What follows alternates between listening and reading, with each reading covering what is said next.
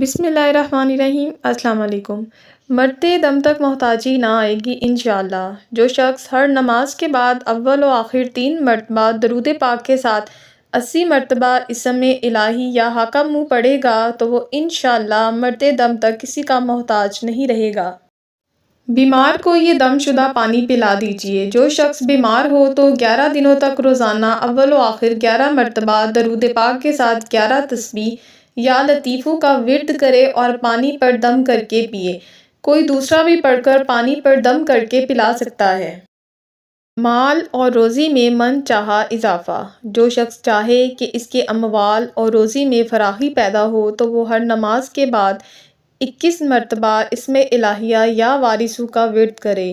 انشاءاللہ اس کی مراد پوری ہوگی۔ ہر رکاوٹ دور، ہر مشکل حل۔ اگر کوئی اسم الہی یا مجیدوں کو روزانہ 300 مرتبہ بعد نماز فجر پڑھتا رہے گا تو اس کے راہ کی ہر رکاوٹ دور ہوگی، رزق میں برکت ہوگی، شادی کے مسائل حل ہوں گے، حتیٰ کہ اس اسم کو ہمیشہ پڑھنے والے کا کوئی کام نہیں رکتا انشاءاللہ۔ بچہ اتنا روئے کہ ماں بے بس ہو جائے۔ یہ آیت 11 مرتبہ پڑھ کر بچے کو دم کرے، انشاءاللہ روتا بچہ پرسکون ہو جائے گا۔ امراض معدہ، درد گردہ، فالج اور کینسر سے نجات۔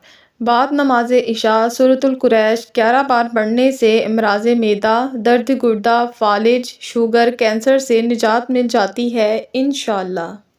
رشتوں میں محبت پیدا کرنا۔ اگر رشتوں میں آپس کی محبت یا الفت نہ ہو یا ایک رشتہ دار دوسرے کا جائز حق ادا نہ کرتا ہو تو اسم یا ودودوں کو 300 مرتبہ روزانہ 40 دن تک پڑھ کر دعا کریں۔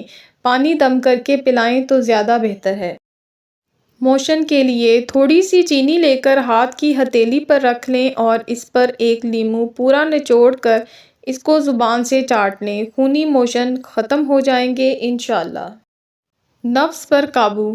کوئی شخص نفس کو قابو رکھنے، بری عادات کو چھوڑنے کی خواہش رکھتا ہو تو اسے چاہیے کہ ہر نماز کے بعد 33 بار الخبیرُ پڑھے۔